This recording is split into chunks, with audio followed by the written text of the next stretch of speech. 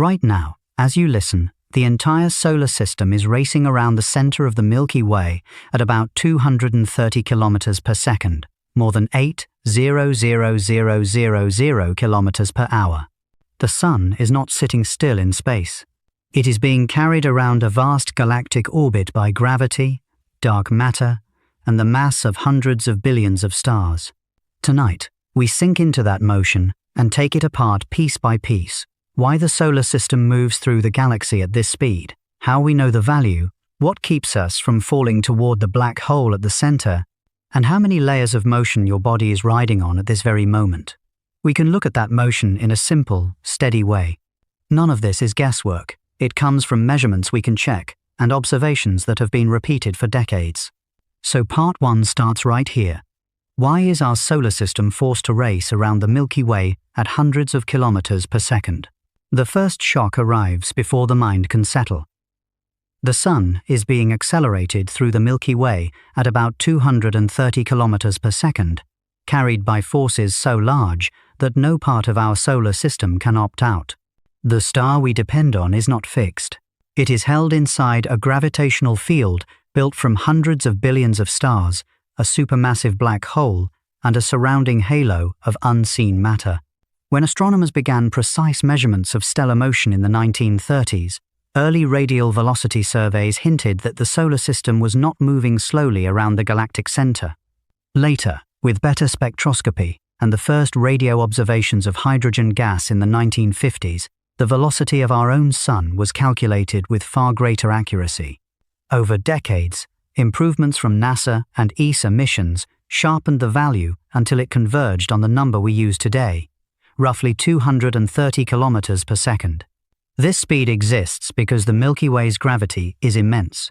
Every star orbits the galactic center for the same reason planets orbit a star. The inward pull matches the forward motion. If the Sun were slower by even a modest fraction, long-term models show it would begin spiraling inward toward the region around Sagittarius A star, the black hole at the core. If it were faster, the solar system would be on a path that gradually lifts it out of the Milky Way's gravitational well. To understand that balance, scientists often examine the Milky Way's rotation curve, a plot of orbital velocity versus distance from the center. In the 1970s, Vera Rubin and Kent Ford used optical spectroscopy to map rotation speeds of stars in several spiral galaxies. They expected the outer regions to slow down, as predicted by Newtonian dynamics. Instead, the curves were flat. Stars far from the center were moving just as fast as those near it. Rubin later said, "What you see is not what you get."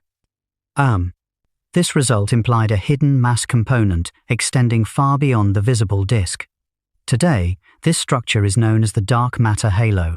Without it, the Milky Way's gravitational pull would be far too weak to maintain the speeds observed at our position.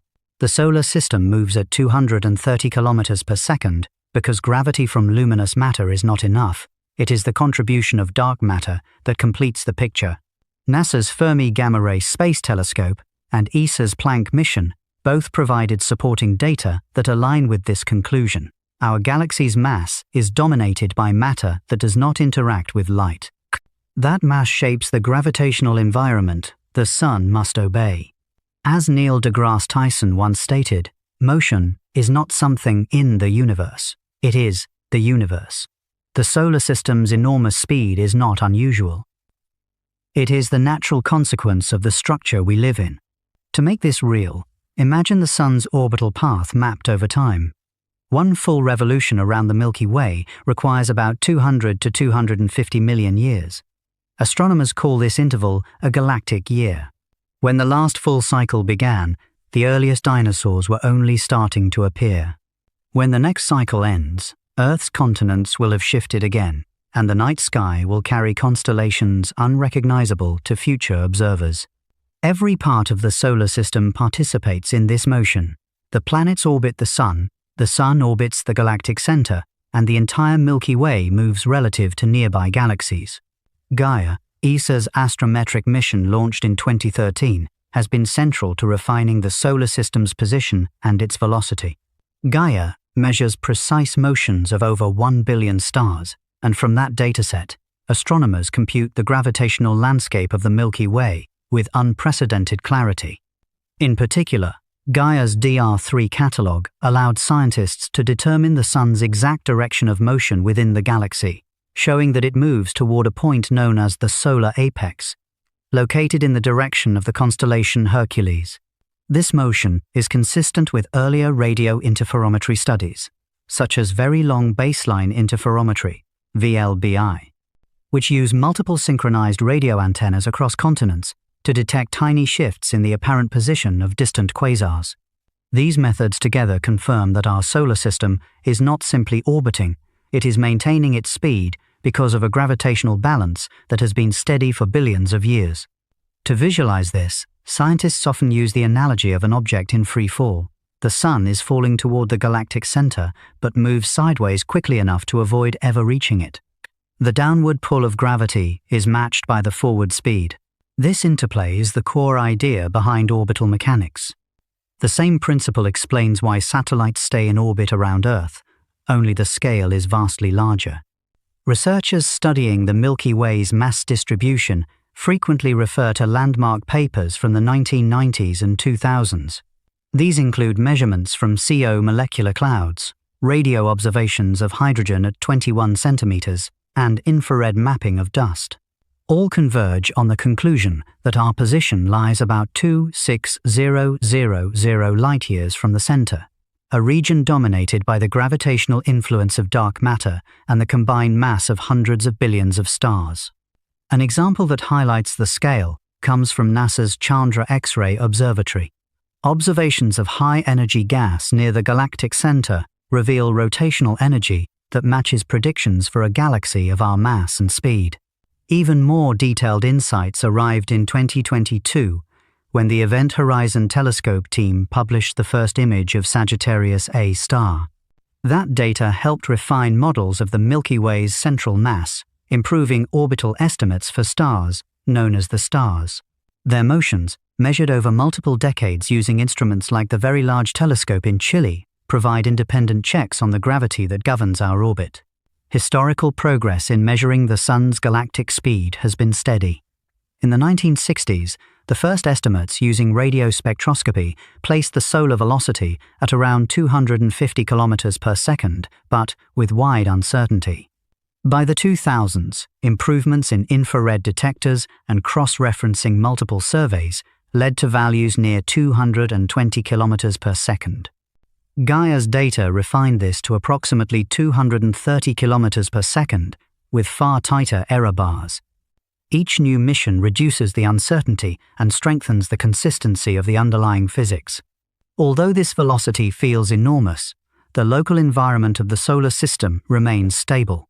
The Milky Way is not a rigid structure, but a dynamic system shaped by long-term gravitational interactions. Spiral arms are regions of density enhancement rather than fixed patterns. Over tens of millions of years, the solar system passes through different galactic environments, occasionally encountering regions with higher radiation or increased star formation. Studies using geological records suggest possible correlations between Earth's position in the galaxy and long-term climate shifts, though these links remain an active area of research.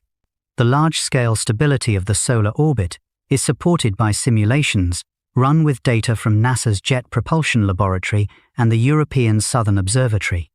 These models incorporate gravitational interactions with known stars, dark matter distributions, and historical changes in the Milky Way's structure. The outcome is consistent. The solar system has maintained a relatively safe and consistent orbit for billions of years, and its current speed is required to preserve that balance. When listeners hear that the Sun is traveling at 230 kilometers per second, the figure may feel abstract. One way scientists make it tangible is to compare the distance traveled in a human lifespan. At this velocity, the solar system covers about 7 billion kilometers every year relative to the galactic center. Over an average lifetime, it travels more than 500 billion kilometers, all while Earth completes its familiar annual orbit around the Sun. This scale also underscores why celestial navigation requires precise reference frames. NASA's Deep Space Network, which communicates with spacecraft such as Voyager, Cassini, and New Horizons, uses a galactic coordinate system anchored to distant quasars. These quasars are effectively fixed points on the sky. Without that stable reference, the combined motions of Earth, the Sun, and the galaxy would make precise navigation impossible. Another compelling piece of the story comes from the cosmic microwave background, CMB.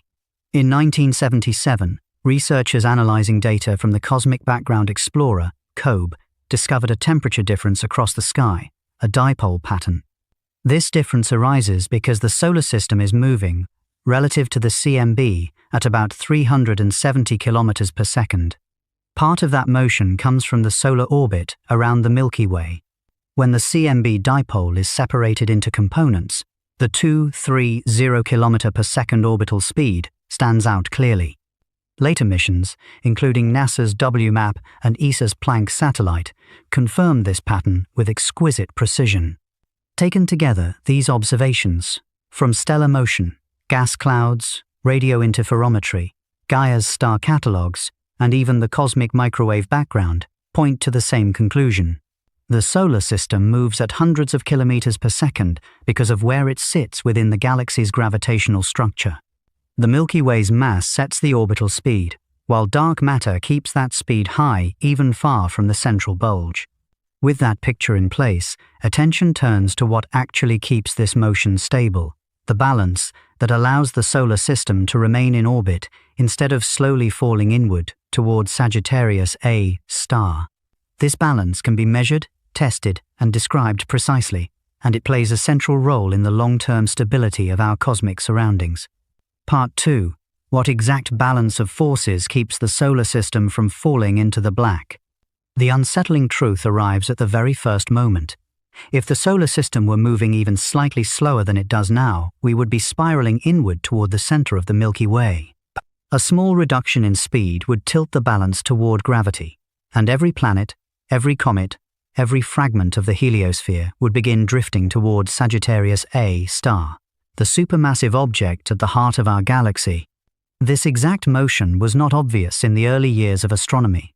In the 19th century, when astronomers first studied stellar drift across the sky using photography and spectroscopy, they knew the sun moved, but could only approximate its speed. By the 1930s, radial velocity measurements using more refined spectrographs began revealing how stars close to the sun behaved. Their motion could not be explained unless they, too, were responding to something massive inside the galaxy. What we now call orbital velocity became clearer through decades of work. It is the speed that allows an object to move sideways fast enough that it continuously misses the gravity pulling it inward. NASA explains it in simple words. An object in orbit is falling toward the source of gravity, but moving forward quickly enough to never hit it. This is what the Sun does with respect to the galactic center. If the Sun was slowed by even 10%, the inward pull from the Milky Way's mass would overcome its sideways motion. The trajectory would no longer be a stable orbit. It would begin curving inward, slowly at first, then, with increasing acceleration as it approached the center. Conversely, if the Sun somehow gained speed, long-term simulations show that it would rise outward into the galactic halo, eventually freeing itself from the Milky Way's gravitational boundary. The structure that determines this speed is not just the luminous matter seen through telescopes. It is the combined mass of billions of stars, dense molecular clouds, the central black hole, and the far larger dark matter halo that surrounds the galaxy. Without that unseen component, the forces acting on the solar system would not match the speed we measure. The inner region of the Milky Way is dominated by Sagittarius A star, which was confirmed as a supermassive black hole through observations by the Very Large Telescope in Chile and the Keck Observatory in Hawaii. Over more than 2 decades, astronomers tracked the orbits of stars in a region called the star cluster. The most famous of these is S2, which completes one orbit in about 16 years. Its speed near closest approach reaches several thousand kilometers per second. This rapid motion could only be explained by a compact mass roughly 4 million times heavier than the Sun. Andrea Ghez, a leading scientist in this field, remarked after years of precise measurements, The orbits are telling us there is an extraordinary mass packed into a very small region. That mass dominates the innermost portion of the galaxy, but does not outweigh the enormous contribution of stars, gas, and dark matter spread throughout the disk. The solar system lies roughly 26,000 light-years from the center. At this distance, the inward pull is strong but not overwhelming. The orbital velocity we maintain, about 230 kilometers per second, is the value that matches the gravitational landscape. ESA's Gaia mission has been essential in refining this landscape. With more than 1 billion stars mapped in detail, the mission offers a complete picture of the Milky Way's gravitational field. Gaia's measurements allow astronomers to calculate how fast the Sun must travel to maintain its orbit and how stable that orbit has been over billions of years. To appreciate this balance, it helps to revisit how orbital motion works closer to home. Satellites around Earth must travel at a specific speed to avoid falling inward. For low Earth orbit, this speed is about 8 kilometers per second. Any slower, and the object begins descending into the atmosphere. Any faster, and it shifts into higher orbits or escapes entirely. The solar system is following the same principle, simply scaled to an astronomical environment. The challenge becomes clear when examining early 20th century attempts to compute the Milky Way's mass. Astronomers such as Jan Oort analyzed the vertical motion of stars moving above and below the galactic plane. These measurements revealed that visible matter alone could not supply enough gravitational pull. Additional mass was required, and this mass was distributed in a way that matched neither the stellar disk nor the gas clouds. Over the next decades, this missing mass became known as dark matter. It does not absorb or emit light, but its presence is detected through gravitational effects. When NASA analyzed the rotation speeds of hydrogen gas in the outer Milky Way using radio telescopes, the data consistently showed velocities far higher than expected from visible structures. These observations strengthen the conclusion that the Sun's orbit is maintained by the full mass of the galaxy, not just what is seen. This brings us to the fragile stability of our orbit. The solar system is not perched on the edge of a ledge. It is embedded in a dynamic field where matter is distributed in complex ways. Over long timescales, gravitational interactions with giant molecular clouds, passing stars, or clusters can slightly alter the orbit. Yet simulations conducted at NASA's Jet Propulsion Laboratory indicate that the overall structure of the Milky Way creates a remarkably robust pathway for the Sun. As long as the speed remains near the present value, the orbit remains secure. Behind this understanding lies a timeline of scientific advances. In 1977, the Cosmic Background Explorer detected a temperature pattern in the cosmic microwave background, indicating that the solar system is moving relative to this ancient radiation. Part of that motion comes from our galactic orbit. When later missions like WMAP and Planck refined the measurement, the values for the Sun's speed aligned precisely with those derived from stellar motion and radio observations. Independent methods converged on the same truth. Another key episode came through long baseline radio interferometry. This technique links radio telescopes across continents to observe distant quasars. By tracking the slight change in the Sun's position relative to these fixed points, astronomers were able to map the solar system's motion with exceptional precision. These measurements provided direct evidence for the speed required to maintain our path around the Milky Way. A specific story from the 1980s illustrates how challenging this work was. Astronomers working with the Very Large Array in New Mexico spent years refining techniques to separate the Sun's motion from local stellar motions. Atmospheric distortion, calibration inconsistencies, and minor timing errors all had to be resolved before a reliable value could be extracted. Their final result matched the expected orbital velocity to within a narrow uncertainty range, strengthening confidence in the larger models. NASA often summarizes this balance using the idea of continuous freefall.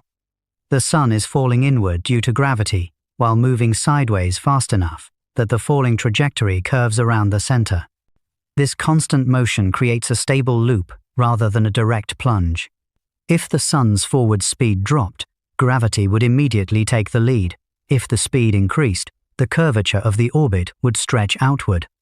The balance is precise but not delicate in a short-term sense. It is maintained because the forces involved are massive and persistent. One of the most informative studies of galactic dynamics came from computer simulations produced by the Illustris and later the Illustris-TNG collaboration. These models incorporated detailed physics, including gas dynamics, stellar evolution, and the influence of dark matter. They produced galaxy structures closely matching real observations.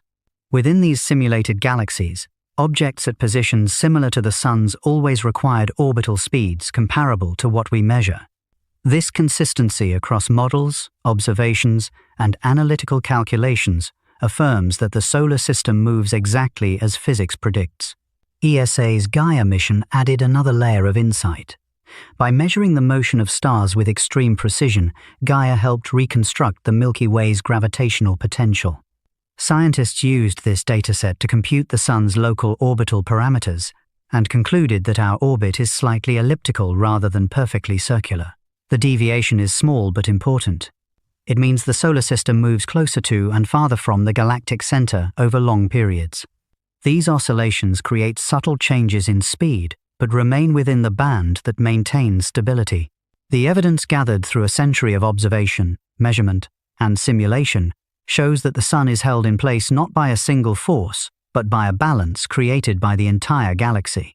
The gravitational influence of Sagittarius A star, the dense stellar bulge around it, the sweeping disk of stars and gas, and the massive dark matter halo all contribute to a gravitational field that requires a specific orbital velocity. The Sun moves at that velocity, not above or below it. With the solar system held in such a precise balance inside the Milky Way, a wider picture naturally comes into view. The forces shaping this motion do not stop at the edge of the galaxy, but extend outward to larger structures that influence everything within them. That broader motion sets the context for what comes next. Part 3. Why do the outer regions of the Milky Way rotate too fast for visible matter to explain? The realization strikes with the force of a broken rule in physics.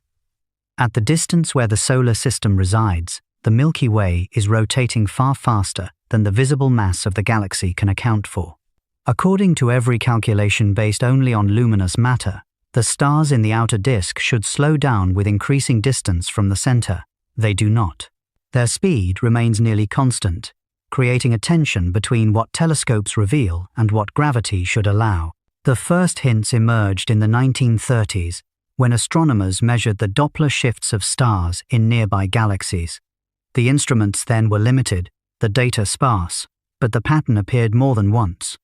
The outer stars did not behave the way Newtonian physics predicted for a system whose mass is concentrated toward the center. By the 1970s, Vera Rubin and Kent Ford began a systematic investigation using an improved spectrograph that could measure the velocity of hydrogen emission with unprecedented precision.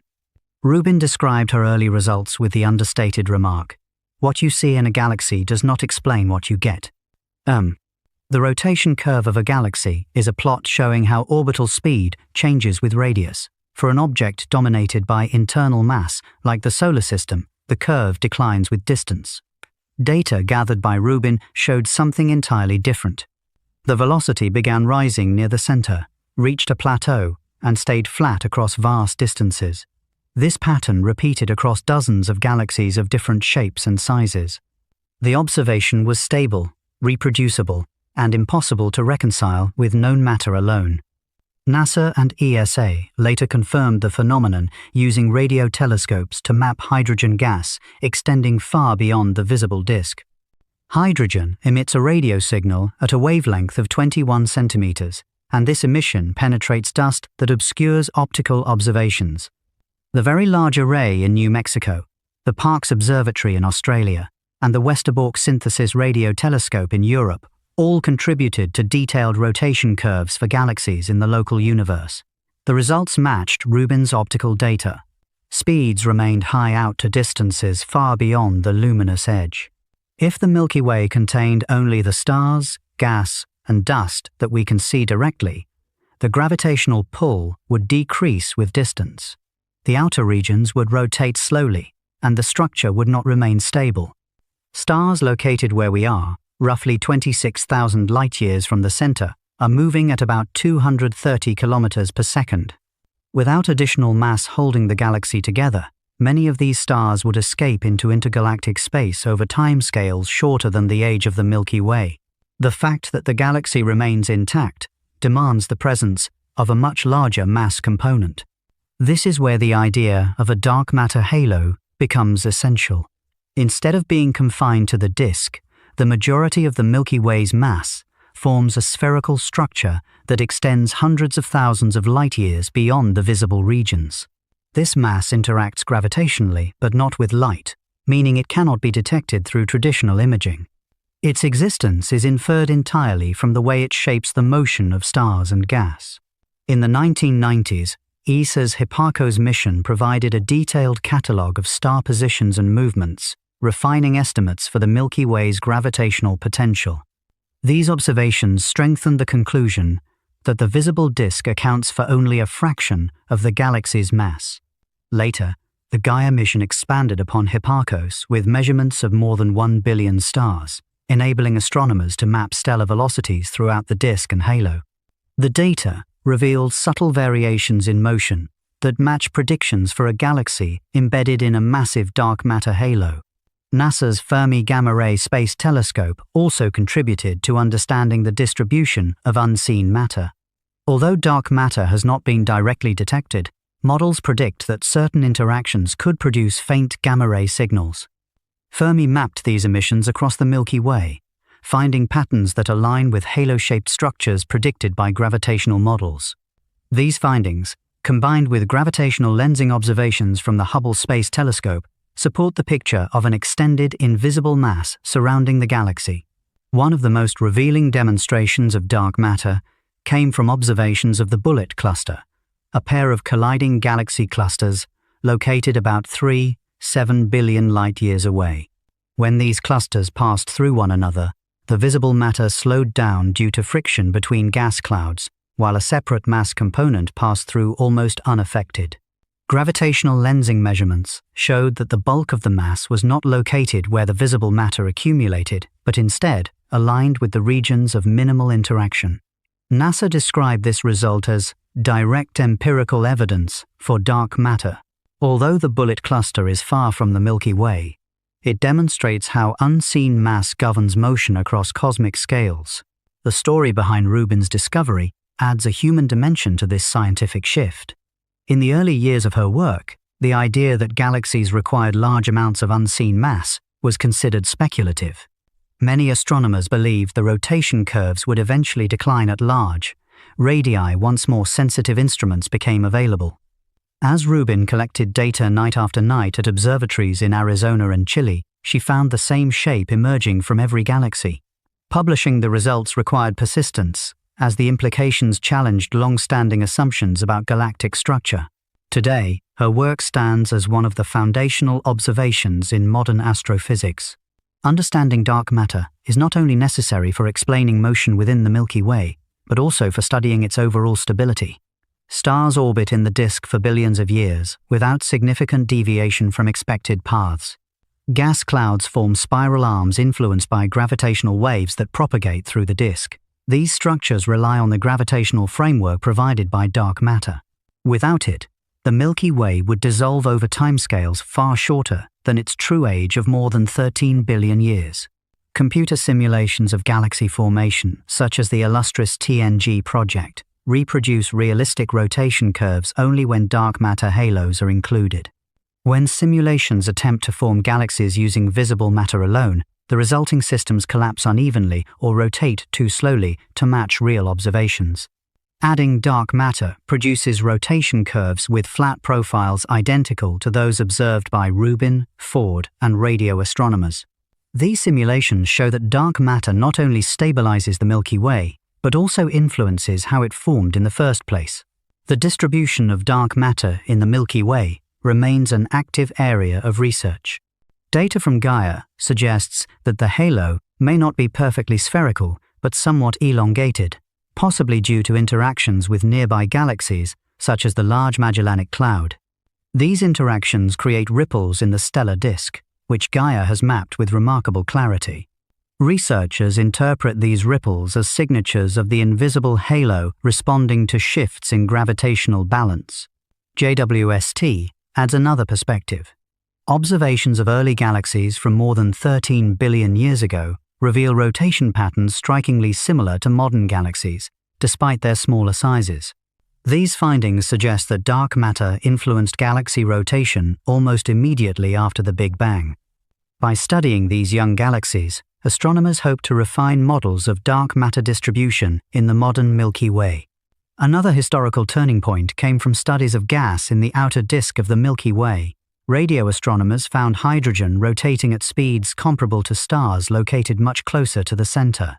Since hydrogen in the outskirts is far less dense than the inner disk, it should not maintain such high speeds without additional mass pulling on it. These measurements showed that dark matter is distributed far beyond the visible edges of the galaxy. Gravitational microlensing experiments, such as those conducted by the MACO and EROS collaborations, attempted to determine whether the dark matter halo was composed of faint stars or compact objects. The results indicated that these objects could account for only a small fraction of the required mass.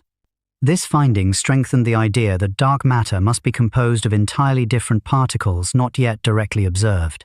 Though the precise nature of dark matter remains unknown, its gravitational effects are consistent and measurable across all available methods. NASA summarizes this by noting that galaxies are held together by mass we cannot see, and that the behavior of stars at large radii provides some of the clearest evidence for this mass. Without dark matter, the Milky Way would not rotate as it does, nor would it remain structurally coherent over billions of years. Looking beyond the rotation of the galaxy itself, a broader pattern comes into view. If dark matter shapes the motion of entire galaxies, it also affects how the solar system moves within the Milky Way's larger environment. That wider motion forms the setting for what follows. Part 4. How many layers of motion are you really riding on right now? The jolt comes from a simple fact that hides in plain sight. Even as you sit still, you are being carried through space on several independent motions at once, each measured with instruments so precise they can detect changes smaller than a millimeter across continents. Your body, your home, the entire planet beneath your feet are part of a stack of velocities that add together into a journey far beyond everyday perception. The first layer is Earth's rotation. At the equator, the ground moves eastward at more than 1,600 kilometers per hour. This motion was suspected for centuries, but it took careful experiments to confirm it. In 1851, Léon Foucault demonstrated the rotation using a suspended pendulum in Paris. The pendulum's plane of motion remained steady while Earth turned beneath it, rotating slowly throughout the day. NASA now measures Earth's rotation using radio interferometry, comparing signals from distant quasars. These observations track tiny changes in rotation speed caused by shifts in Earth's atmosphere and oceans. The second layer is Earth's orbit around the Sun. Each year, our planet completes a path roughly 150 million kilometers from the Sun, traveling at about 30 kilometers per second. The existence of this orbit was first proven through observations of stellar parallax. In the 1830s, Friedrich Bessel measured how nearby stars appeared to shift against the background when Earth moved from one side of its orbit to the other. The shift was small, measured in fractions of an arc-second, but it demonstrated the scale of Earth's motion in a measurable way.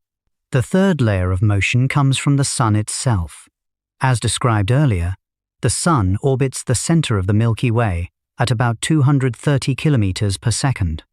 It completes this journey in roughly 200 to 250 million years. ESA's Gaia mission has mapped the positions and velocities of more than 1 billion stars, revealing the structure of this orbit with exceptional clarity. Gaia's data shows the Sun drifting slightly above and below the galactic plane as it moves, following a gentle oscillating pattern shaped by the Milky Way's gravitational field. The fourth layer reveals an even larger motion. The Milky Way is not stationary in the cosmos. It moves relative to nearby galaxies within the local group and relative to the cosmic microwave background. Measurements from NASA's Cosmic Background Explorer in 1992 showed that the solar system is moving at about 370 kilometers per second relative to the background radiation left from the Big Bang. This motion produces a temperature difference across the sky called the CMB dipole, with one side slightly warmer and the opposite slightly cooler due to the Doppler effect. Later missions, including WMAP and Planck, refined this measurement with far greater precision. Behind these observations lies a long history of careful measurement. Radio telescopes spaced across continents use a technique called very long baseline interferometry. This method allows scientists to identify the relative motion of Earth, the Sun, and the Milky Way by comparing the arrival times of radio waves from distant quasars. The timing differences are measured in nanoseconds, yet they reveal continental-scale movements and cosmic-scale velocities. To appreciate the depth of these motions, consider the following story from NASA's Deep Space Network. When the Voyager spacecraft were launched in 1977, engineers needed to account for every layer of motion to plot the spacecraft trajectories accurately. The rotation of Earth affected the initial launch direction. Earth's orbital motion shifted target positions by thousands of kilometers. The Sun's motion around the Milky Way altered the long-term path. Without accounting for each movement, the spacecraft would have missed their destinations by enormous distances. These layers of motion interact in subtle ways. For instance, Earth's rotation slightly modifies its orbital shape over long periods. The gravitational pull of the Moon affects rotation speed through tidal interactions. Mass redistributions within Earth, such as melting glaciers or large earthquakes, cause detectable shifts in rotation. NASA's Jet Propulsion Laboratory routinely measures these effects, ensuring the accuracy of satellite navigation and global positioning systems. The combination of Earth's spin, Earth's orbit, the Solar System's galactic orbit, and the Milky Way's motion builds a composite velocity that is far greater than any one layer alone. At any moment, you are part of a movement exceeding several hundred kilometers per second. This is not a metaphor. It is a measurement supported by decades of observation.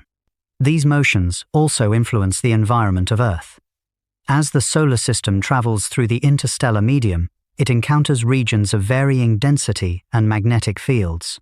Data from NASA's Voyager spacecraft show changes in particle flow as they move beyond the heliosphere. Researchers use this information to understand how the solar system interacts with surrounding space, which affects cosmic ray intensity reaching Earth. Astronomers studying the solar system's motion often reference the work of Carl Sagan, who described Earth as a mote of dust suspended in a sunbeam.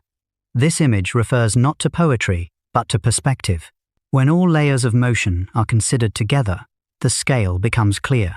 The ground beneath you is part of a coordinated set of speeds shaped by gravity on every level. The combined motion also helps define Earth's orientation in space. As the solar system moves, the galactic environment shifts. The interstellar magnetic field changes direction relative to Earth. The heliosphere, the region dominated by the Sun's magnetic influence, changes shape in response. Data from the Interstellar Boundary Explorer mission reveal that the boundary of the heliosphere is not static, but distorted by the motion of the solar system and the surrounding plasma. Beyond the Milky Way, galaxy clusters are drawn together by gravitational attraction.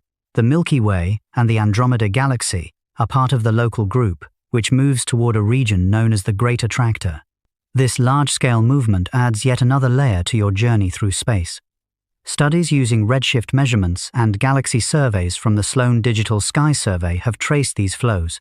The pattern shows galaxies moving toward dense regions where gravity exerts a strong influence across tens of millions of light-years. Understanding these large-scale motions required a shift in perspective. Early astronomers believed Earth was at rest, with the stars moving around it. Over centuries, evidence mounted that Earth rotates, orbits the Sun, and moves through space. Each discovery required more precise instruments. The development of atomic clocks, laser ranging systems, and deep space communication networks allowed scientists to measure time and distance with extraordinary accuracy. These tools helped reveal the layered motions that shape our cosmic path. Every layer of motion has been confirmed by independent methods. Earth's rotation is tracked by satellite-based gyroscopes. Earth's orbit is measured using radar reflections from planets and laser ranging to the Moon. The Sun's orbit around the galaxy is mapped through stellar velocities collected by Gaia. The Milky Way's motion relative to the CMB is detected through microwave measurements from space-based observatories. This consistency across methods and missions reflects the reliability of the underlying physics. NASA engineers working on navigation systems often remind trainees that accuracy requires acknowledging every source of motion.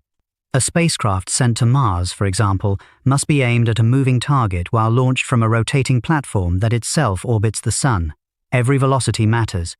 As these motions are combined, they reveal an environment that is dynamic but predictable. The forces shaping Earth's movements are steady and well understood. The gravitational relationships among celestial bodies have been studied for centuries. While the scale of these motions is enormous, the underlying laws governing them allow for stability across vast timescales. Yet when these layers are viewed together, a broader picture becomes clear. The solar system is not only orbiting within the Milky Way, it is also influenced by gravitational structures that extend far beyond the galaxy itself. These wider forces shape the environment in which our galaxy moves. From deep inside that environment, the question becomes practical and immediate. How can we determine the solar system's own speed while sharing in the motion we are trying to measure? Part 5. How do we actually measure the solar system's speed through the galaxy from so far inside it? The striking truth is that astronomers measure the solar system's motion through the Milky Way using signals so faint that a change smaller than 1,000th of a degree in temperature or a shift of a billionth of a second in radio timing becomes meaningful. From deep within the galaxy, without ever seeing the Milky Way from the outside, scientists have built a precise method to calculate how fast the Sun is moving. The most direct evidence comes from the cosmic microwave background, the oldest light in the universe. In 1992, NASA's Cosmic Background Explorer revealed a temperature pattern known as the CMB dipole. One side of the sky appeared slightly warmer and the opposite side slightly cooler. The change was tiny, about 0.003 of a degree, but it carried profound meaning. The warmer region indicated the direction toward which the solar system is moving. The cooler region marked the direction we are moving away from. This pattern exists because motion compresses light waves in front of us and stretches them behind us, an effect known as the Doppler shift. Later missions refined this picture. NASA's Wilkinson Microwave Anisotropy Probe measured the dipole with far greater clarity. ESA's Planck satellite, launched in 2009, produced the most detailed map of the cosmic microwave background to date.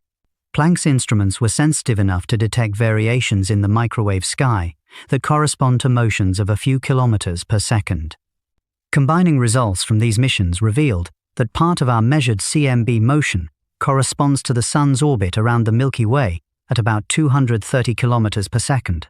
However, the CMB dipole alone cannot identify the Sun's speed within the galaxy. It measures our motion relative to the universe as a whole. To isolate the Milky Way component, astronomers compare the CMB data with independent measurements from stars, gas clouds, and compact radio sources. This is where the Gaia mission plays a key role.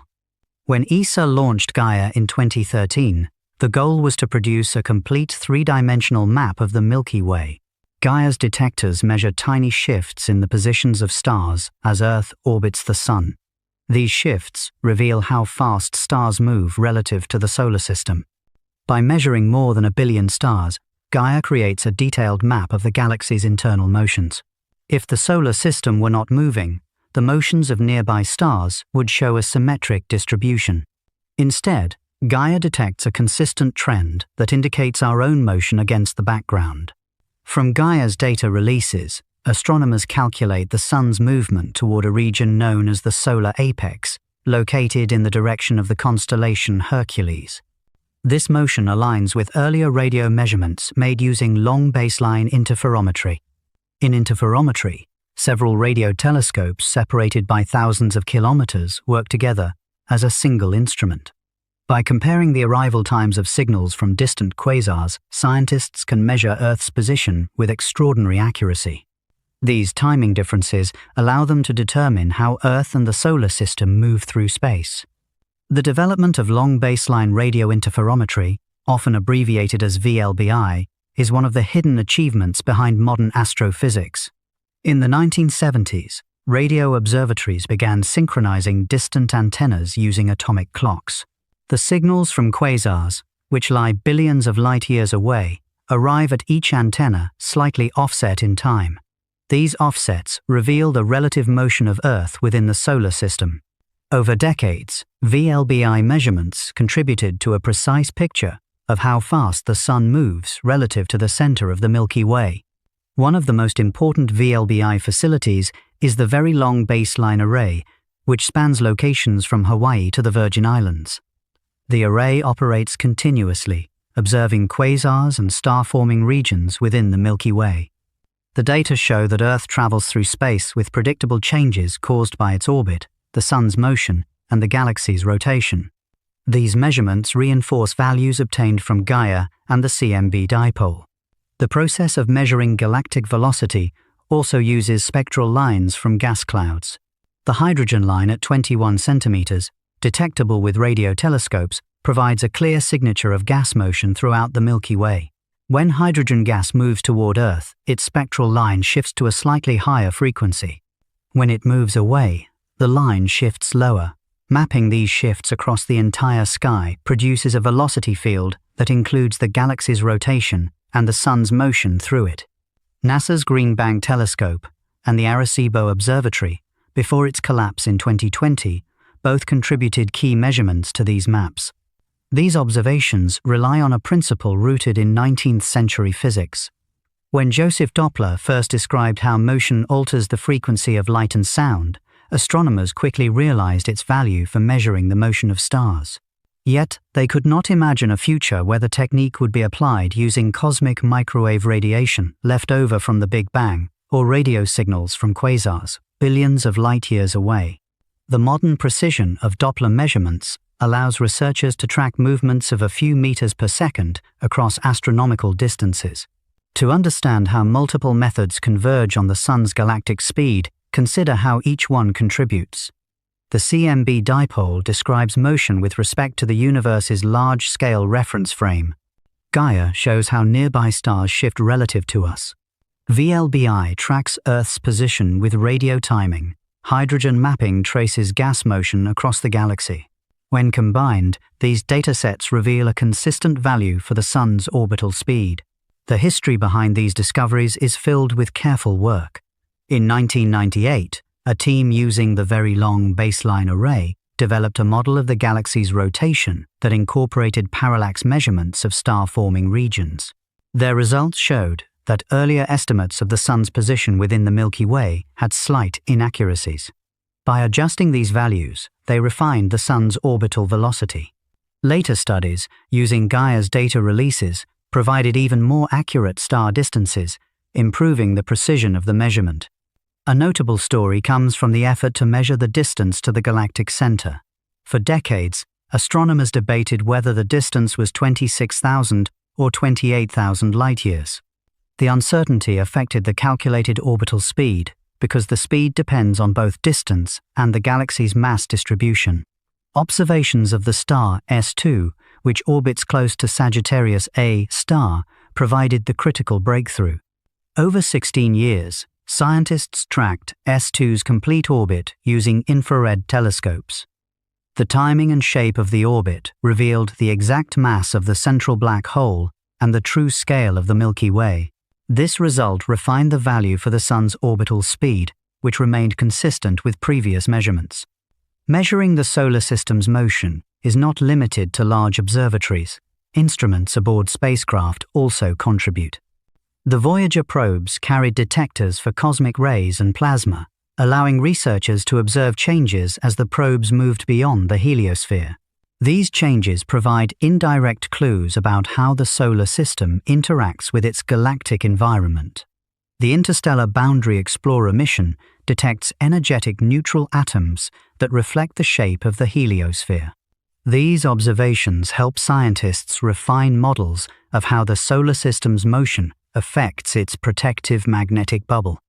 Across all techniques, the result is the same. Multiple independent measurements converge on a speed of about 230 kilometers per second for the Sun's orbit around the Milky Way. The confidence in this value comes from the consistency of the data, not from any single experiment. NASA emphasizes this in its educational materials, noting that modern astrophysics relies on cross-checking results across instruments and observatories. As these methods became more refined, astronomers began to use machine learning algorithms to identify subtle correlations in Gaia's data. These algorithms detect patterns in stellar motion that would be difficult to see by eye. Researchers can now map how stars move within spiral arms, how they respond to perturbations, and how the galaxy's mass is distributed. These insights further support the values measured for the solar system's speed. The precision of these techniques reflects the care taken in every step. Atomic clocks provide timing accuracy far beyond what was available in earlier decades. Telescopes in space avoid atmospheric disturbances that blur signals. Advances in receiver technology allow astronomers to detect faint radio waves from distant sources. Each improvement makes the measurement of the Sun's motion more reliable. When viewed together, the evidence forms a coherent picture. We know how fast the solar system moves because the universe supplies multiple independent reference points. Some come from ancient radiation, some from distant galaxies, some from nearby stars. All of them reveal the same movement, shaped by the Milky Way's gravity. As we move on, another scale of motion comes into view. If the solar system's speed through the Milky Way can be measured with such precision, the next step is to understand how that motion unfolds over time, along the Sun's long orbit around the galaxy. This longer rhythm sets the scale for what one full galactic cycle looks like. Part 6. What does one galactic year look like for the Sun and its planets? The startling truth is that every moment of Earth's history has unfolded, while the solar system completed only a fraction of a single orbit around the Milky Way. One galactic year lasts roughly 200 to 250 million years, and during that enormous interval, entire chapters of Earth's past have risen, transformed, and vanished while the Sun continued its slow path through the galaxy. The idea of a galactic year emerged gradually through more than a century of observation. When astronomers first measured the radial motion of stars in the early 20th century, they realized the Sun was not stationary. By the 1950s, radio observations of hydrogen gas revealed a clear rotational pattern in the Milky Way. Later, missions from NASA and ESA refined the picture with far greater accuracy. The result is a consistent value for the Sun's orbital period, supported by multiple lines of evidence. To understand this enormous timescale, imagine Earth's own year. Earth circles the Sun once every 365 days at a speed of about 30 kilometers per second.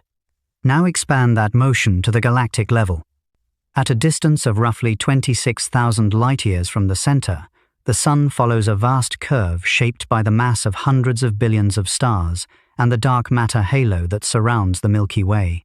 Each full revolution takes hundreds of millions of years. A striking feature of the Sun's journey is its vertical motion. The solar system does not remain fixed within the galactic plane. Instead, it moves above and below it in a pattern that resembles a slow oscillation lasting tens of millions of years. This motion was first recognized through studies of stellar velocities in the 1930s and strengthened by data from ESA's Hipparcos mission in the 1990s. Gaia later provided a full three-dimensional map that confirmed the oscillation with exceptional clarity. This vertical path affects the environment through which the Sun travels. The density of stars, gas, and cosmic radiation changes depending on the solar system's position relative to the galactic plane. Researchers studying long-term climate patterns on Earth have explored whether these motions influence conditions over geological timescales. While many of these ideas remain under investigation, the data show clear differences in the interstellar environment encountered at various phases of the oscillation. A galactic year also offers a lens through which to view the timeline of life on Earth. When the Sun last completed a full orbit around the galaxy, Earth's continents were arranged in the supercontinent Pangaea. Dinosaurs were beginning to spread across the planet.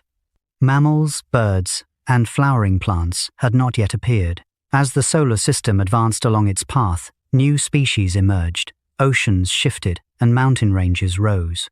This juxtaposition between cosmic motion and Earth's history reminds us that the timescales we experience daily represent only a tiny part of the galaxy's rhythms. NASA often illustrates the concept of a galactic year by marking major events in Earth's timeline along the solar orbit. Roughly 65 million years ago, during the last quarter turn of the Sun's galactic path, the asteroid impact that ended the age of dinosaurs occurred. About 200 million years ago, near the beginning of the current orbit, many early reptile groups first appeared. These associations are not meant to imply cosmic causation, but rather to illuminate the scale of the galaxy compared to the history of life. Understanding a galactic year required precise measurements of the Sun's velocity and the distribution of mass throughout the Milky Way. Observations of the star S2 orbiting Sagittarius A star provided the most accurate value for the central mass. Infrared telescopes such as the Keck Observatory and the Very Large Telescope tracked S2's motion for more than 2 decades, mapping a complete orbit. These measurements allowed astronomers to calculate how fast stars should move at various distances from the center, creating a framework for estimating the Sun's orbital period. Gaia added the most detailed information yet. With measurements of more than 1 billion stars, Gaia revealed the galaxy's rotation with outstanding resolution. The mission's data release in 2018 included detailed motions of stars across the disk, enabling astronomers to refine the Sun's trajectory and vertical oscillation. These findings confirmed earlier models and indicated that the Sun is currently moving upward relative to the galactic plane. The idea of a galactic year also connects to the movement of the Milky Way itself. The galaxy is not stationary within the universe. It moves toward the Andromeda Galaxy as part of the Local Group. It also travels within an even larger structure called the Laniakea supercluster. These broader motions add context to the Sun's orbit, showing that the solar system's path is part of a hierarchy of larger motions. A notable moment in the study of galactic motion came from the work of Jan Oort in the 1920s. Using the motions of stars perpendicular to the galactic plane, Oort estimated the mass density of the Milky Way. His calculations suggested that visible stars could not account for all the gravity needed to maintain observed motions.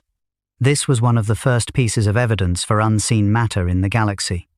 Later, research confirmed the existence of the dark matter halo, which shapes the Sun's orbit and contributes significantly to the length of a galactic year. The Sun's journey also influences the structure of the heliosphere, the region dominated by solar wind. As the solar system moves through regions of differing interstellar density, the heliosphere changes shape. NASA's Interstellar Boundary Explorer has mapped these variations by detecting energetic neutral atoms originating from interactions at the heliosphere's boundary. These observations show that the solar system encounters shifting conditions as it moves along its orbit. Another fascinating observation comes from JWST, which has imaged galaxies at various stages of development in the early universe. Many of these galaxies already exhibit rotational structures similar to the Milky Way, suggesting that orbital pathways like the Sun's have existed since the universe was young. These findings help astronomers build models connecting the Sun's present-day galactic orbit to ancient cosmic processes. Understanding a galactic year requires examining not just the Sun's path, but also the way the galaxy formed. Spiral arms are density waves created by the combined motion of stars and gas. As the solar system moves through these arms, it encounters regions of higher star formation. These passages occur several times per galactic year, and researchers often explore the connections between these passages and geological or biological patterns on Earth. Although many questions remain open, the consistency of astronomical observations provides a robust framework for understanding the Sun's long-term motion. The image of the solar system completing one orbit every 200 to 250 million years offers a grounding perspective on Earth's history. Every major transition in life, climate, and continental shape has occurred during a small segment of this extended journey. Carl Sagan once described Earth as a mote of dust suspended in a sunbeam. The concept of a galactic year reinforces this view in a scientific sense by illustrating the vast timescales through which our planet moves. That long motion around the Milky Way also fixes something more immediate, our location. The solar system does not travel through empty space, but through a specific region of the galaxy, with its own density, activity, and risks. Part 7. Is our solar system sitting in a dangerous part of the galaxy or in a rare safe zone? The striking realization is that a small shift in the solar system's position, just a few thousand light-years inward or outward, would place Earth in regions where supernova explosions, dense star clusters, and intense radiation could make complex life far less likely. Our location is not at the center, not at the edge, but in a band astronomers describe as the galactic habitable zone. The idea that certain regions of the Milky Way are more conducive to life emerged gradually. Early in the 20th century, astronomers believed the Sun lay near the center of the galaxy. It was not until the work of Harlow Shapley, using globular clusters as markers, that scientists realized the Sun was located far from the center in a relatively quiet part of the disk. This finding set the stage for understanding why our position might matter. The key concern is stellar density. Near the center of the Milky Way, tens of millions of stars crowd into regions only a few hundred light-years across. Supernova explosions occur frequently. Black holes and neutron stars emit strong radiation. NASA's Chandra X-ray Observatory has mapped high-energy events in the galactic center, showing a turbulent environment where stars form rapidly and die violently. The radiation and shock waves from these events would likely destabilize planetary atmospheres or irradiate emerging biospheres. By contrast, the solar system sits about 26,000 light-years from the center in the Orion Cygnus spur between two major spiral arms. This location is significant. Spiral arms contain dense gas and active star formation. They also host many massive stars that end their lives in supernova explosions. Passing through an arm increases the risk of encountering harmful radiation or gravitational disturbances.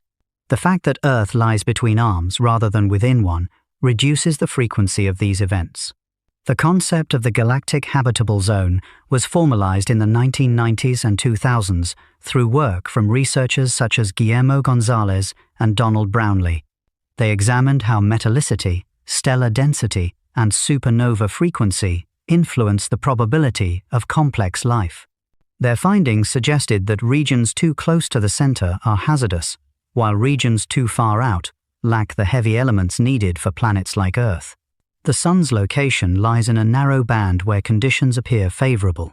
This balance of elements is crucial.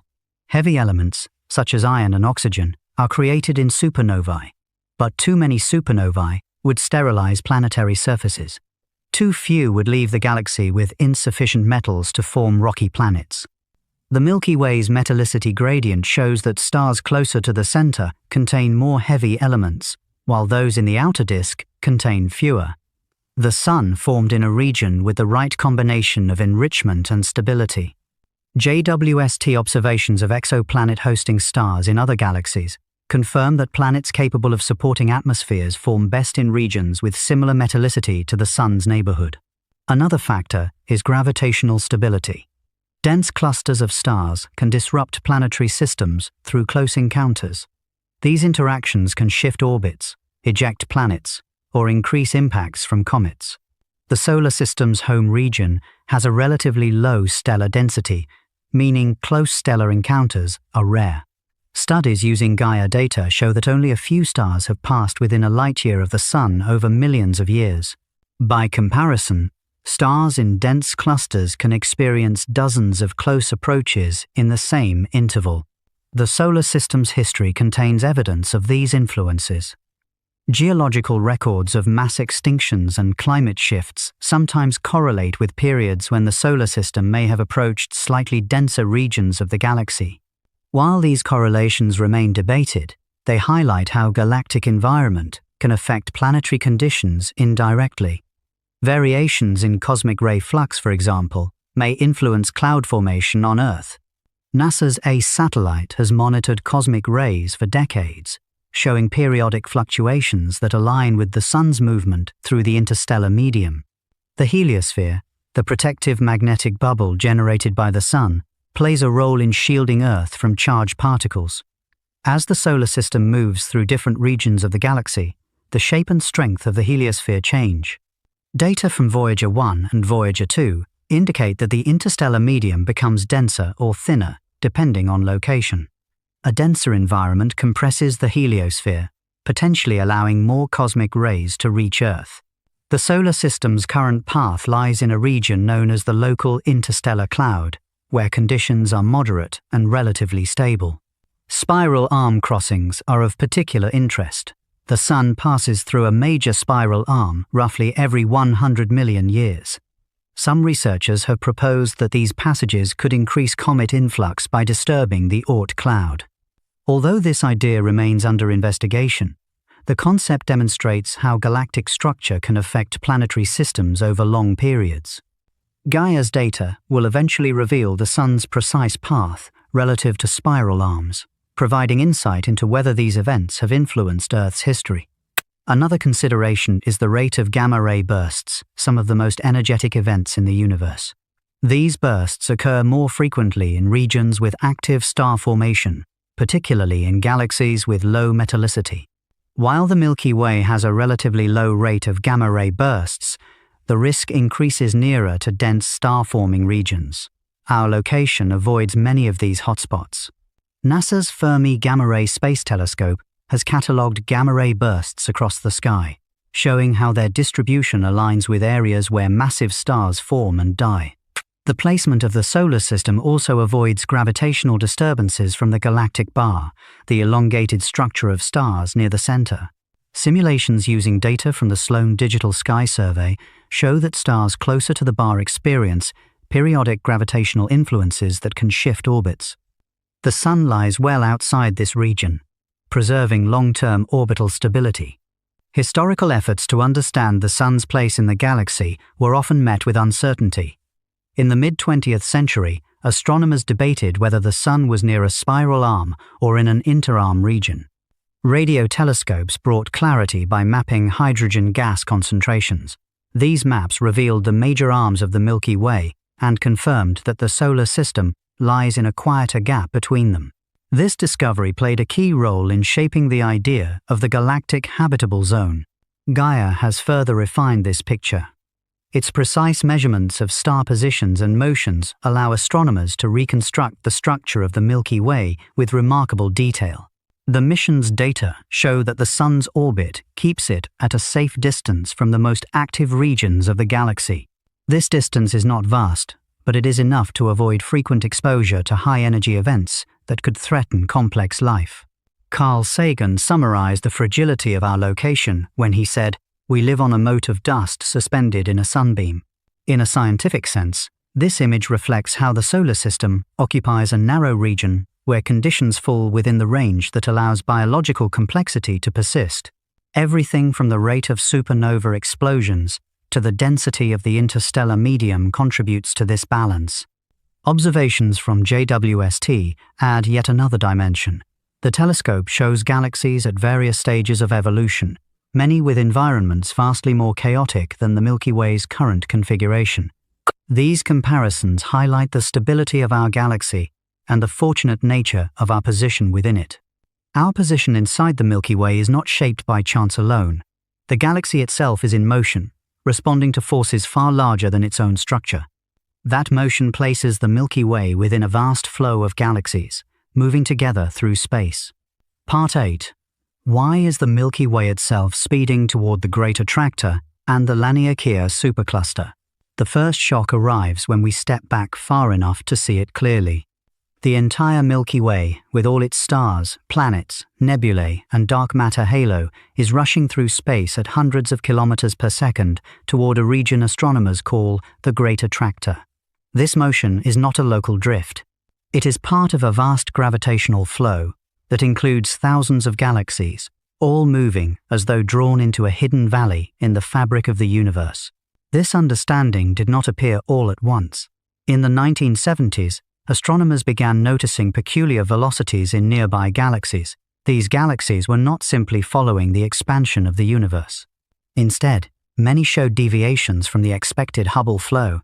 Clusters appeared to be moving toward a region in the direction of the constellations Centaurus and Norma. Scientists suspected the presence of a massive structure exerting a gravitational pull. In the 1980s, researchers using data from the infrared astronomical satellite and ground-based telescopes mapped galaxy distributions in this region. What emerged was a dense concentration of galaxies hidden behind the plane of the Milky Way. Dust obscuration made optical observations nearly impossible, but infrared and radio surveys began revealing the large-scale structure now known as the Great Attractor.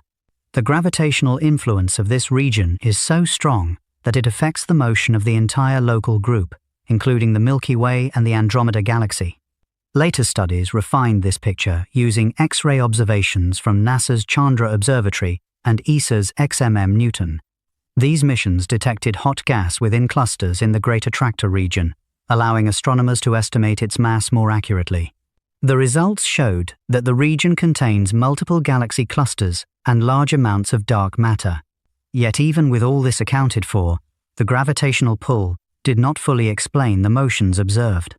A breakthrough came in 2014 when Brent Tully and colleagues published a detailed map of the cosmic flows derived from galaxy distances and velocities. They used data from surveys such as Cosmic Flows 2, which includes measurements from thousands of galaxies. These maps revealed that the Milky Way belongs to a much larger structure, the Laniakea supercluster. This supercluster spans about 500 million light-years and contains more than 100,000 galaxies. Tully described the discovery with the remark, "We're not just looking at where galaxies are, but where they are going and how they are moving." These trajectories converge toward a region within Laniakea, showing that gravity on this enormous scale shapes the motion of entire galaxy groups. The flow pattern is measured by examining how galaxies deviate from the Hubble expansion. In an expanding universe, galaxies should recede from one another at a rate proportional to their distance. When astronomers detect a galaxy moving faster or slower than expected, they attribute the difference to gravitational interactions. By mapping these deviations across large regions, they reconstruct the gravitational landscape. NASA and ESA missions contribute to this work through precise distance measurements. Cepheid variable stars, type Ia supernovae, and other standard candles provide distances to galaxies with high accuracy. Combined with redshift data, these distances reveal the peculiar velocities that form the flow maps. Computer simulations using this information show a clear pattern. The Milky Way, the Virgo cluster, and neighboring galaxies all stream toward the Great Attractor. The center of this gravitational basin is located near the Norma cluster, a dense aggregation of galaxies shrouded by the Milky Way's disk. Radio telescopes, such as the Australia Telescope Compact Array and the Parkes Observatory, revealed galaxies in this hidden region, part of what astronomers call the zone of avoidance. These discoveries helped complete the map of the Great Attractor. But even this region does not represent the final destination. As more data accumulated, researchers found that the flow extends beyond the Great Attractor toward another massive region, known as the Shapley concentration, located about 650 million light-years away. This supercluster may contribute significantly to the pull experienced by the Milky Way and its neighbors. Understanding the Milky Way's motion requires recognizing how matter is distributed on cosmic scales. Galaxy clusters are the most massive gravitationally bound objects in the universe. They contain thousands of galaxies, enormous amounts of hot gas, and extensive dark matter halos. When these structures cluster together, they create deep gravitational valleys that influence the paths of galaxies tens of millions of light-years away. The discovery of the Laniakea supercluster reframed the question of where the Milky Way is going. Instead of seeing our galaxy as an isolated structure, astronomers mapped it as part of a network of filaments and voids. Within this network, galaxy flows move toward high-density regions and away from underdense voids. These patterns resemble currents within a vast cosmic ocean.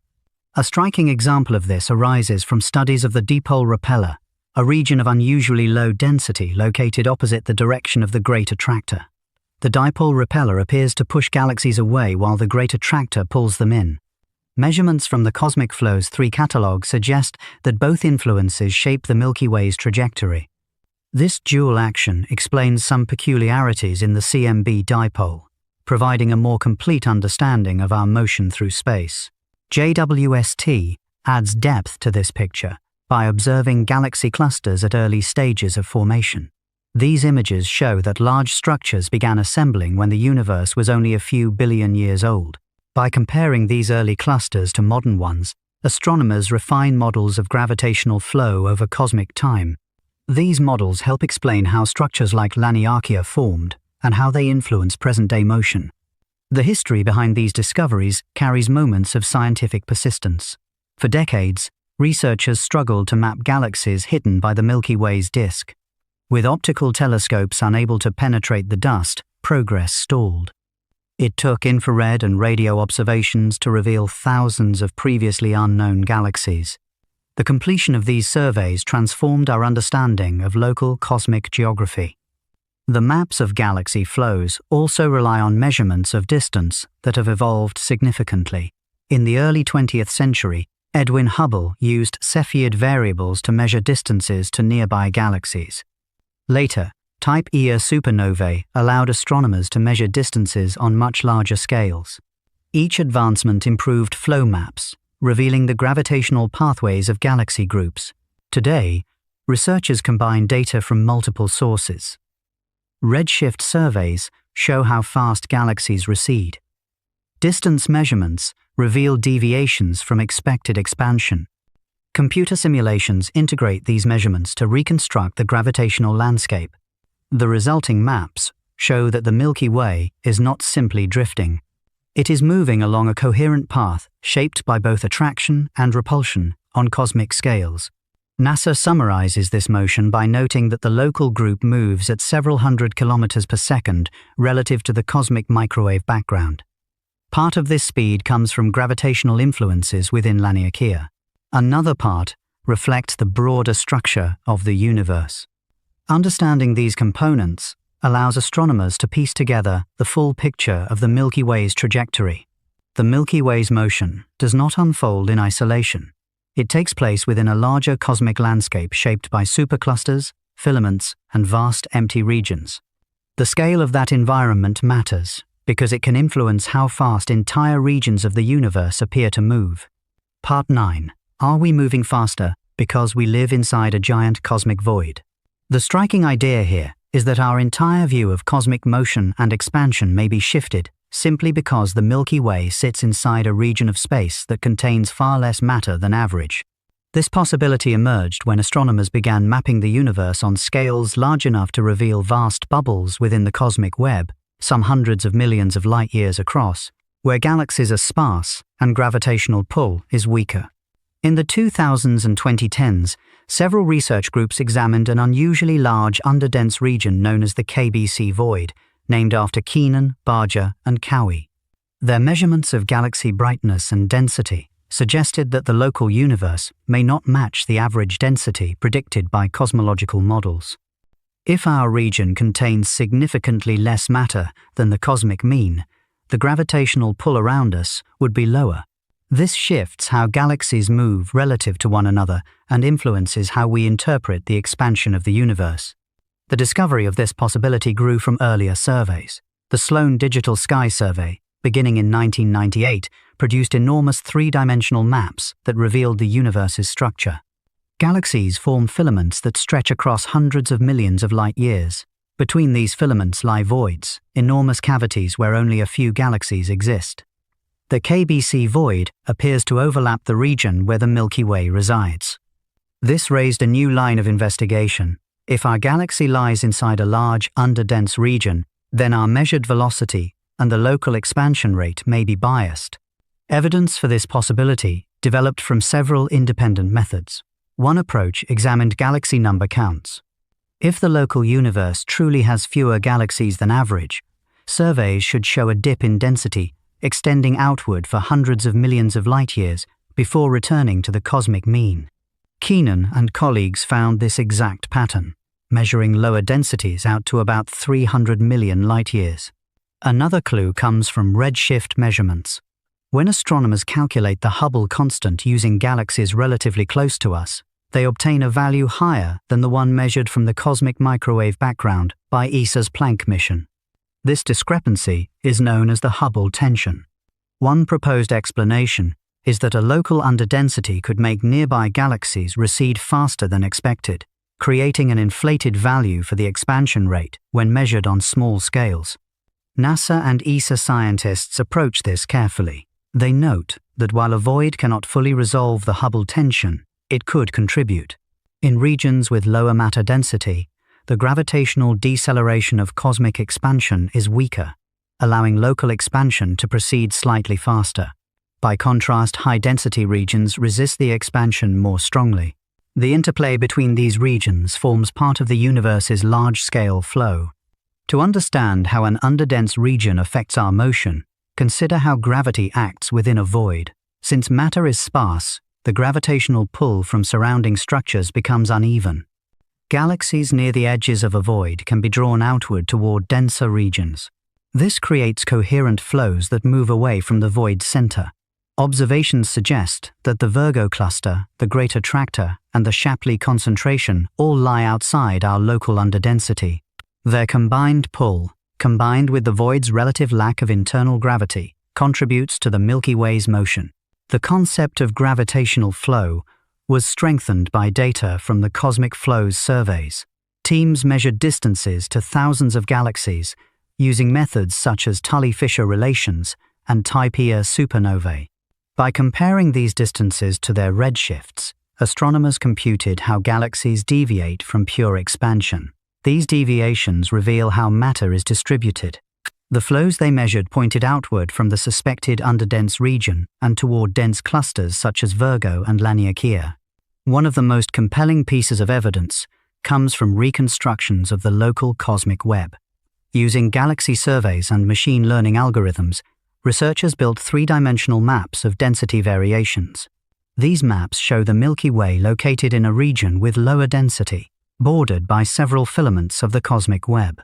The cosmic web structure resembles a large foam of interconnected walls and filaments, with emptier voids between them. Our position is not unique, but it may be significant enough to shift measurements slightly. The idea that local structure affects cosmological measurements gained traction after JWST began observing distant galaxies with extraordinary clarity. JWST revealed populations of early galaxies far brighter and more massive than expected. This led scientists to re-evaluate models of galaxy formation and cosmic expansion. Although JWST's findings do not directly confirm the KBC void, they highlight how cosmological models depend on assumptions about the distribution of matter and the behavior of cosmic structures. Historical progress toward understanding voids began in the 1980s, when redshift surveys first showed the existence of giant empty regions. The Boetes void, discovered in 1981, stunned astronomers when it was found to contain far fewer galaxies than predicted. That discovery opened the door to the notion that cosmic structure is not uniform but instead composed of clustered regions separated by vast emptiness. As data improved, the scale and number of voids became clearer. The local underdensity hypothesis grew stronger with the advent of infrared and radio surveys that could see through dust and gas. Instruments such as the 2-micron All-Sky survey and the Alfalfa survey both measured distributions of galaxies that hinted at large underdense zones around the Milky Way.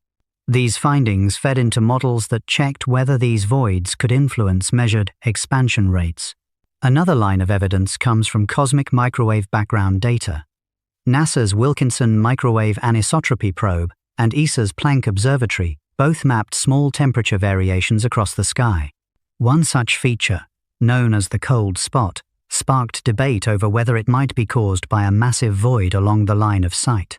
While debate continues, the concept illustrates how voids could imprint themselves on background radiation. Even if the KBC void does not fully account for the Hubble tension, its presence influences how astronomers interpret local motions.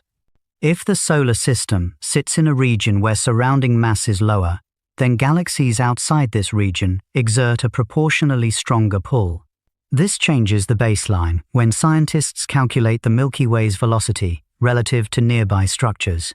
The difference is small but measurable with today's instruments. The science behind these measurements requires precise distance calibration.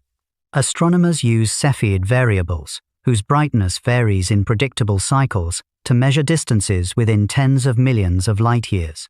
Beyond that range, they use Type Ia supernovae, which have a nearly uniform peak brightness. Combining these measurements with redshift data allows researchers to detect anomalies in galaxy motion that reveal underlying density differences. One of the most important contributions to local environment studies came from Gaia. The mission's star catalogues help astronomers map the distribution of mass in our immediate cosmic neighborhood. Gaia's measurements show that the Milky Way's dark matter halo interacts with structures around it, influencing the shape of local flows. These data strengthen the argument that the Milky Way does not sit in an average region, but rather in a transitional zone of lower density. NASA scientists frequently emphasize that cosmic structure forms through the accumulation of matter over billions of years. Filaments draw in gas and galaxies, while voids expand as matter flows away from them. This dynamic behavior explains why galaxies at void edges experience coherent outward motion. The Milky Way's movement toward denser regions and away from underdense regions aligns with predictions from simulations such as Illustris TNG and Horizon Run. A deeper implication of living in an underdense region concerns how we measure the universe's expansion. If our location subtly alters observed expansion rates, then reconciling local measurements with early universe measurements becomes more complex. While most cosmologists agree that a void alone cannot resolve the discrepancy, many acknowledge that it may contribute meaningfully to the observed gap between local and early measurements. An important moment in this research came when Keenan, Barger, and Cowie presented evidence that near-infrared galaxy counts were significantly lower than expected. Their study sparked new interest in how the cosmic web shapes local observations. Subsequent work refined their measurements and explored the geometry of the underdensity.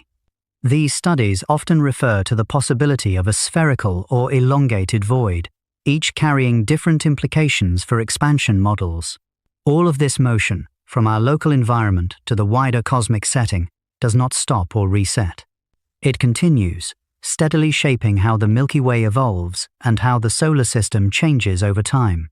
What matters now is not the speed itself, but what this ongoing movement leads to as time stretches forward. Part 10. What does this relentless motion mean for the far future of the solar system? The realization strikes immediately. The solar system's current motion, about 230 kilometers per second around the Milky Way, is not a passing circumstance.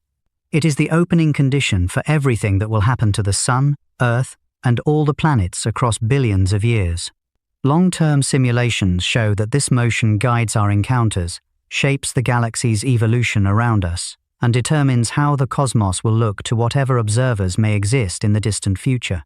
When astronomers began building computational models in the 1970s, they were limited to tracking only a few thousand stars. Early simulations hinted that the galaxy evolves through repeated gravitational interactions. As computing power increased, projects such as Illustris TNG and Eagle began modeling millions of stars and enormous volumes of dark matter. These results provided a detailed view of how galaxies change shape, join with neighbors, and respond to gravitational tides. In every model, the Sun's orbit slowly transforms as the Milky Way itself changes. To understand the future, scientists start with what is known today. The Sun follows a nearly circular path around the galaxy. Its orbital period of 200 to 250 million years means the solar system has completed only about 20 orbits since its formation.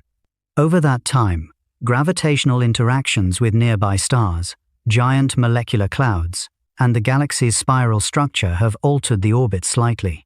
NASA and ESA data show that this process will continue, but the changes are gradual. One of the most important influences comes from stellar encounters. Stars move relative to one another as they orbit the galactic center. Occasionally, a star passes close enough to affect the outer regions of a planetary system.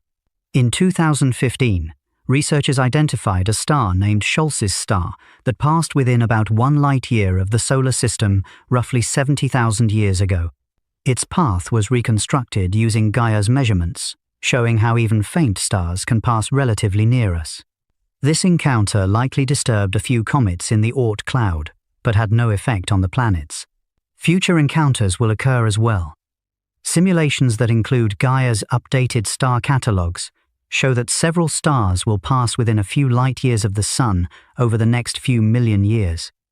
None pose danger to Earth, but their influence on the Oort cloud is expected to send occasional comets inward. Over millions of years, these interactions subtly reshape the distant fringe of the solar system. As the Sun continues its journey, the Milky Way itself moves toward a long-predicted encounter. The Andromeda Galaxy, located about 2.5 million light-years away, is approaching at roughly 110 kilometers per second.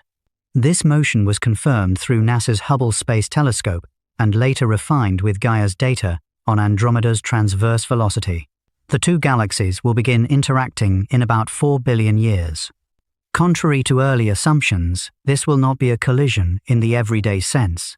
The distance between stars is so large that very few will strike one another. Instead, the combined gravitational fields of the Milky Way and Andromeda will distort their shapes, pulling out long tidal streams of stars. Over time, the two galaxies will merge into a single, larger structure. Simulations refer to this future system as Milky. During this merger, the Sun's orbit will change dramatically. Models from NASA's supercomputing division show that the solar system may be ejected into a wider, more elongated trajectory around the new galaxy. Earth will still orbit the Sun, but the star's path through space will look very different. Some simulations show the Sun moving into a halo-like orbit. Others place it in a stretched tidal stream. But all agree that the solar system will continue moving in response to gravitational tides on these enormous scales. In 5 to 7 billion years, the Sun itself becomes a central factor. Stellar evolution models predict that the Sun will expand into a red giant as hydrogen in its core becomes depleted. This phase will significantly alter the inner solar system. Mercury and Venus will be engulfed. Earth's fate is debated, but the surface will not remain habitable. NASA's solar physics team describes this transformation using data from models that incorporate nuclear fusion rates and stellar structure. During the red giant phase, the Sun will lose mass through strong solar winds. As mass decreases, the gravitational pull on the planets weakens. Their orbits will expand slightly. Earth may move outward enough to avoid engulfment, but the planet's surface conditions will be extreme. Over another billion years, the Sun will shed its outer layers to form a planetary nebula and then collapse into a white dwarf. The remaining solar system will orbit this remnant star. At this stage, galactic evolution continues. White dwarfs remain stable for trillions of years, cooling slowly as they radiate away their retained heat. But the galaxy around them does not stay constant. The shape of Milky will change further through interactions with smaller galaxies such as the Large Magellanic Cloud. Tidal disturbances will move stars into new orbits. The Sun's remnant may find itself in a region far different from the spiral arm where it formed. Researchers rely on large numerical simulations to study these far-future possibilities. These simulations show that star systems orbiting the merged galaxy can undergo slow diffusion of their orbits. Over trillions of years, small gravitational interactions accumulate. Some systems drift inward toward the galactic center, others migrate outward into the halo. The precise fate of the solar system depends on initial conditions, but the overall trends are consistent across models. Meanwhile, the expansion of the universe continues. Galaxies outside the local group move away at increasing speeds. ESA's Planck mission, NASA's WMAP satellite, and JWST observations confirm that cosmic expansion accelerates due to dark energy. Over time, distant galaxies will recede beyond the cosmic horizon, becoming invisible to future observers. Only members of the merged local group will remain gravitationally bound. This leads to the long-term cosmic isolation predicted by astrophysicists. In the distant future, any civilization observing the sky from within Milky will see far fewer galaxies than we do today. Kip Thorne's remark, "We are living in a dynamic universe, not a static stage," reflects this ongoing change. The dynamism shapes not only the solar system's orbit but also the cosmic context in which future observers will find themselves.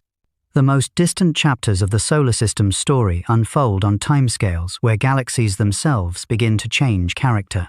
Over trillions of years, stars exhaust their nuclear fuel.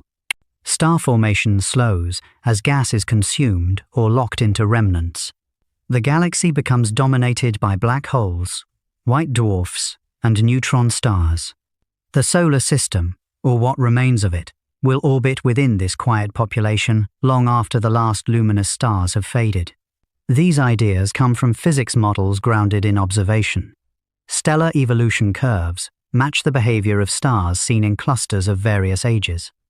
Galaxy merger simulations align with observations of interacting galaxies captured by Hubble and JWST. Dark energy measurements correspond to the patterns observed in supernova surveys and the cosmic microwave background. When combined, these lines of evidence construct a coherent narrative for the far future. Seen together, the solar system's present speed, its path through the Milky Way, the future encounter with Andromeda, and the slow evolution of stars form one continuous process.